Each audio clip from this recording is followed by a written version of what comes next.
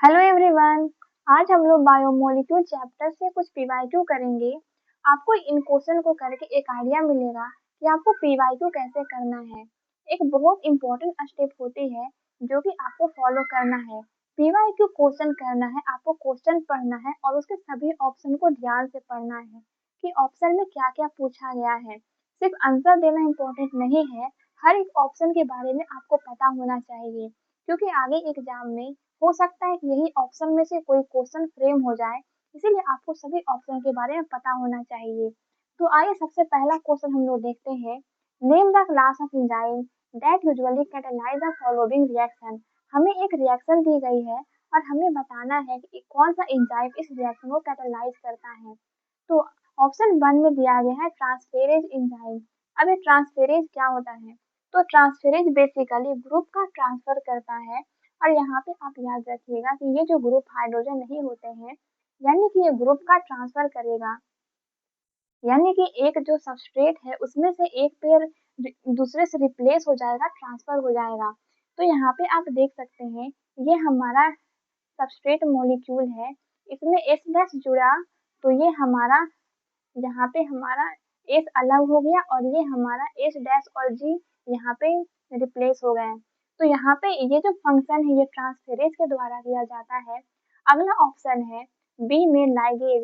Ligase क्या काम करता है? तो लाइगेज बेसिकली जो फ्रैगमेंट होते हैं, डीएनए के फ्रैगमेंट को जोड़ने का काम करता है, या फिर बेसिकली ये जो है वो किसी दो चीजों को जोड़ने का काम करता है। तो यहाँ पे कोई चीज जुड़ तो नहीं रही, यहाँ पे स्टेट का ट्रांसफर जरूर हो रहा है। तो यहाँ पे ये स्टेटमेंट हमारा नहीं हो सकता है। अब अगला है हाइड्रोलेज। अब हाइड्रोलेज क्या है? तो हाइड्रोलेज बेसिकली हाइड्रोलेज हमारा हाइड्रोलिसिस से रिलेटेड होता है, जहाँ पे बॉन्ड टूटते हैं। तो ये हमारा यहाँ पे इस रिएक्शन में हमें ये भी नहीं दिख रहा है, तो ये भी ऑप्शन नहीं है। फिर लाइएज। अब ये लाइएज क्या है? तो लाइएज बेसिकली दो चीजों को जोड़ता है, बिना दो चीजों को जोड़ने का काम करता है बिना बॉन्ड को तोड़े हुए। तो यहाँ पे हमें ये भी नहीं दिख रहा है। तो इसका आंसर जो हमें ऑप्शन वन का आंसर है ट्रांसफेरेज। तो आपने देखा होगा कि इस क्वेश्चन में आपको ट्रांसफेरेज के बारे में पता होना चाहिए, आपको लाइगेज के बारे में पता होना चाहिए, आपको हाइड्रोलेज के बारे में पता होना चाहिए, आपको लाइगेज के बारे में पता होना चाहिए। आपको इन सभी का फंक्शन क्लियर रखना है, क्योंकि इस बार ट्रांसफेरेज के बारे में पूछा गया। हो सकता है कि नेक्स्ट एग्जाम में लाइगेज के बारे में पूछ लिया जाए, लाइगेज के या फिर किसी भी ऑप्शन में जो दिया गया है किसी के बारे में पूछा जा सकता है। अब हमारा नेक्स्ट क्वेश्चन है हिस्टोन आर इनरिच विद। तो हम सभी जानते हैं हिस्टोन हमारा बेसिक प्रोटीन होता है। हिस्टोन हमारा बेसिक प्रोटीन होता है जहाँ पे डीएनए प्रेजेंट होता है। अब ये हिस्टोन जो है हमारा, हिस्टोन में अब कौन से अमाइनो एसिड इसको बेसिक बनाते, तो वो अमाइनो एसिड बेसिक वाले होंगे। तो बेसिक अमाइनो एसिड क्या है? तो यहाँ पे जो लाइसिन है और ये आर्जिनिन हमारा क्या है? बेसिक अमाइनो एसिड है।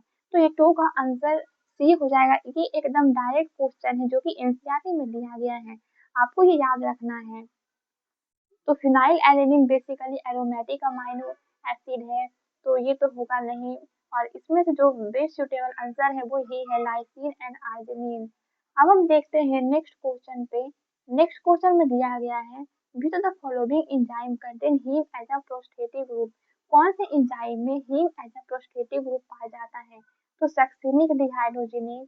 तो ये बेसिकली ईटीएस का एंजाइम है और इसमें इसमें कोई भी हीम ग्रुप का रिक्वायरमेंट नहीं होता। अब ये कैटालेज में हीम ग्रुप का रिक्वायरमेंट होता है। ये haem group as a cofactor के रूप में काम करते हैं। और इसमें अगर बात करें तो ये कैटालेज बेसिकली क्या काम करता है? कैटालेज जो है हाइड्रोजन पेरोक्साइड को वाटर और ऑक्सीजन में तोड़ता है। ये बेसिकली कैटालेज का फंक्शन है। अब रुबिस्को क्या है? तो रुबिस्को जो है वो मेजर मेजर प्रोटीन है जो कि होल बायोस्फीयर में पाया जाता है। अब ये कार्बोनिक एनहाइड्रेट क्या है? तो कार्बोनिक एनहाइड्रेट आपने देखा होगा कि ये बेसिकली आरबीसी में प्रेजेंट होता है और ऑक्सीजन के ट्रांसपोर्ट में हेल्प करता है।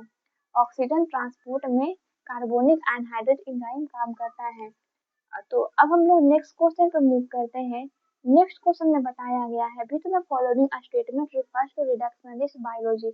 आपको रिडक्शनिस्ट बायोलॉजी का डिफिनेशन पता होना चाहिए। तो क्या रिडक्शनिस्ट बायोलॉजी में हम लोग केमिकल अप्रोच को फॉलो करते हैं? तो नहीं, केमिकल अप्रोच नहीं होती है। क्या हम लोग बिहेवियरल अप्रोच को फॉलो करते हैं? बिहेवियरल अप्रोच का मतलब कि उस ऑर्गेनिज्म का बिहेवियर कैसा शो कर रहा है, तो ये भी नहीं।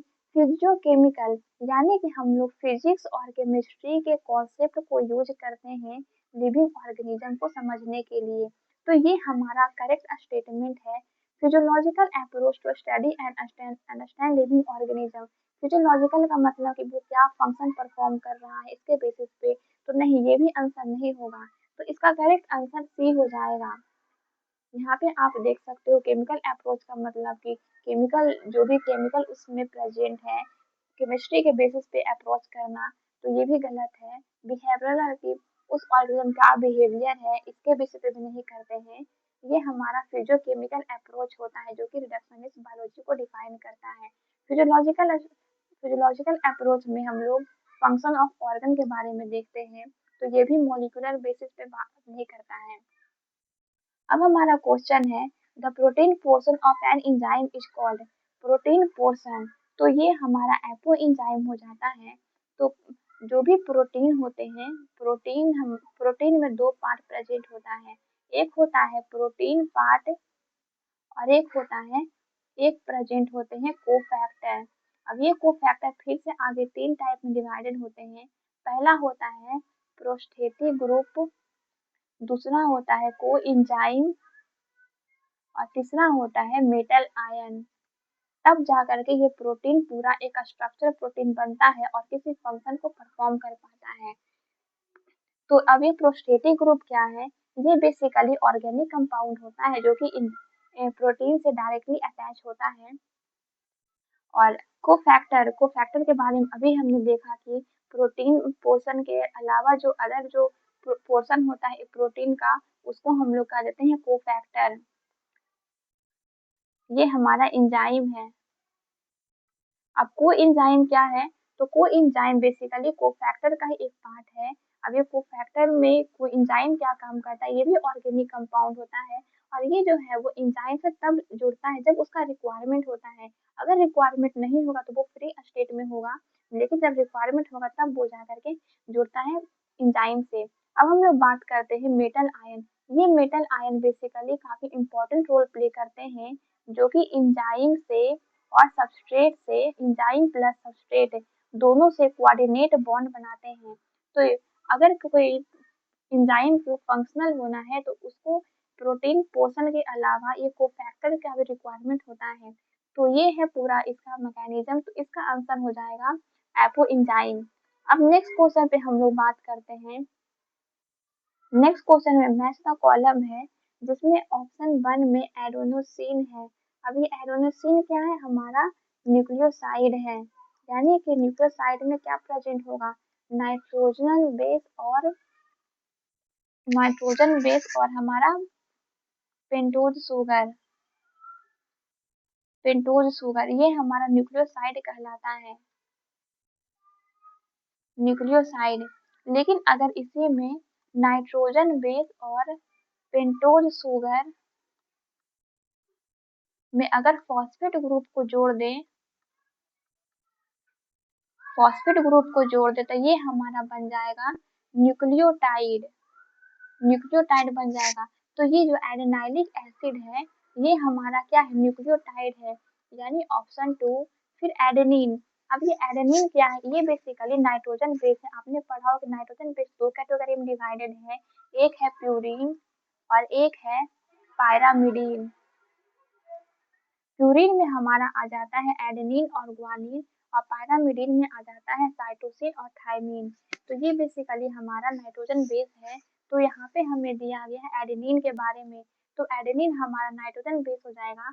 अब ये एलानिन, एलानिन हमारा अमाइनो एसिड है। तो ये मैच होगा ऑप्शन 4 से, यानी कि इसमें हमारा 3 एडेनाइलिक एसिड 2 में, एडेनिन हमारा 1 में। 3241 3241 तो ऑप्शन नंबर 1 हो गया। तो इसमें आपने देखा कि आपको सिर्फ पीवाईक्यू क्वेश्चन नहीं करना है, आपको उसके हर एक ऑप्शन को अच्छे से पढ़ना है और उसको आपको रिकॉल करना है कि आपको उसके बारे में क्या-क्या मालूम है। ऐसे आपको रिवीजन में काफ़ी हेल्पफुल होगी और आप शॉर्ट टर्म में काफ़ी सारे कॉन्सेप्ट को रिकॉल कर पाओगे। तो अगर आपको ये वीडियो पसंद आई हो तो अपने फ्रेंड के साथ शेयर करें। तो चलिए मिलते हैं नेक्स्ट वीडियो में। Thank you.